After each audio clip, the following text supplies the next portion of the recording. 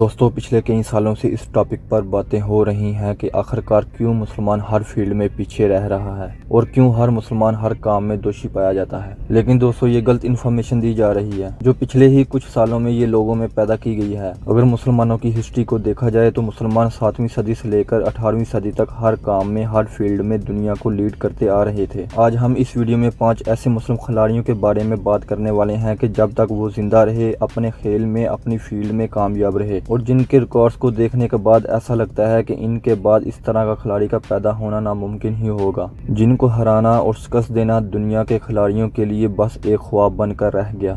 तो कौन थे वो मुस्लिम खिलाड़ी, आए देखते हैं। इस वीडियो की लिस्ट में पहला नाम आता है रेसलिंग की दुनिया में महान पहलवान द ग्रेट गामा का। ये वही पहलवान है जिसके नाम पर दुनिया का सबसे बड़ा पत्थर उठाने का रिकॉर्ड है। आपकी जानकारी के लिए बताते चले, गामा पहलवान ने जिस पत्थर को उठाया था इसका वजन 1200 किलो से भी ऊपर बताया जाता है। आम में से बहुत से लोग हमारी बात पर यकीन नहीं करेंगे। जाहिर सी बात है किसी भी शख्स के लिए इतना बड़ा पत्थर उठाना एक नामुमकिन सा काम है। लेकिन दोस्तों आप अपने इस शक को दूर करने के लिए ब्रोगा म्यूजियम में जा सकते हैं। वहाँ गामा पहलवान का उठाया हुआ पत्थर आज भी सजा कर रखा हुआ है। गामा पहलवान का असल नाम गुलाम मोहम्मद बख्श था। इन्होंने 52 साल की उम्र तक पहलवानी की। हैरानी की बात यह है कि 52 साल के इतने लंबे अरसे के कैरियर में इन्हें कोई भी ना हरा सका। दोस्तों गामा पहलवान भारत के इकलौते पहलवान थे कि जिनके बदौलत भारत को पहली और आखिरी बार विश्व जीता कहने का मौका मिला। गामा पहलवान भारत के इकलौते वर्ल्ड हाई वेट चैंपियनशिप रहे। अगर आज भी आप गूगल पर दुनिया के सबसे पावरफुल पहलवान का नाम सर्च करेंगे तो सबसे पहले नाम आपको गामा पहलवान उर्फ गुलाम मोहम्मद बख्श देखने को मिलेगा। दोस्तों दुनिया के 5 ताकतवर मुस्लिम खिलाड़ियों की बात करें तो इसमें 2 नाम ऐसे भी हैं जिनके बारे में आपने कभी ना कभी जरूर सुना होगा और बॉक्सिंग को पसंद करने वाले हर बच्चे इन 2 लेजेंड को अपना गुरु मानते हैं। जी हाँ दोस्तों, हम बात कर रहे हैं माइक टायसन और मोहम्मद अली की। माइक टायसन और मोहम्मद अली अमेरिका के प्रोफेशनल बॉक्सर थे। माइक टायसन 30 जून 1966 और मोहम्मद अली 17 जनवरी 1942 को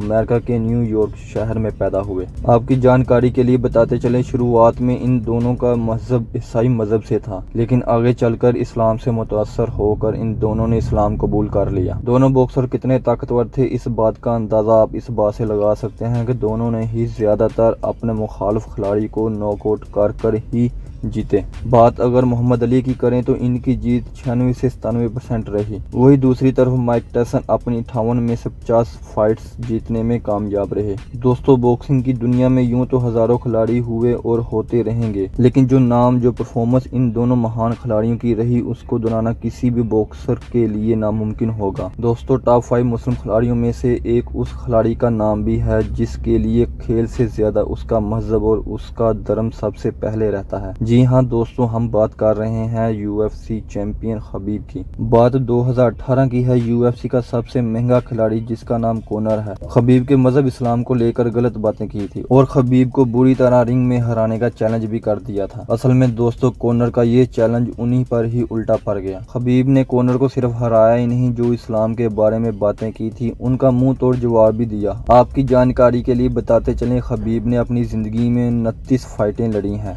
जिनमें उन्होंने अपनी सभी की सभी 29 फाइटें जीती हैं। आपको शायद जानकर हैरानी होगी, दुनिया के सबसे मशहूर फुटबॉलर और रोनाल्डो खबीब को अपना दुनिया का सबसे पसंदीदा प्लेयर बताते हैं। दोस्तों टॉप 5 मुस्लिम खिलाड़ियों की लिस्ट में 5वां नाम आता है करीम अब्दुल जब्बार का। आपकी जानकारी के लिए बताते चलें, करीम अब्दुल जब्बार अमेरिका के बास्केटबॉल प्लेयर हैं। इनकी हाइट 7 फीट 2 इंच के करीब है और इनका शुमार दुनिया के सबसे मशहूर बास्केटबॉल खिलाड़ियों में होता है। दोस्तों आप अगर इन मुस्लिम खिलाड़ियों में से किसी मुस्लिम खिलाड़ी के बारे में डीपली जानना चाहते हैं तो उस खिलाड़ी का नाम कमेंट सेक्शन में लिखिए, हम उस पर प्रॉपर वीडियो बनाएंगे। फिलहाल के लिए हमारी रिपोर्ट में इतना ही। मिलते हैं किसी और नई वीडियो में। अल्लाह हाफिज।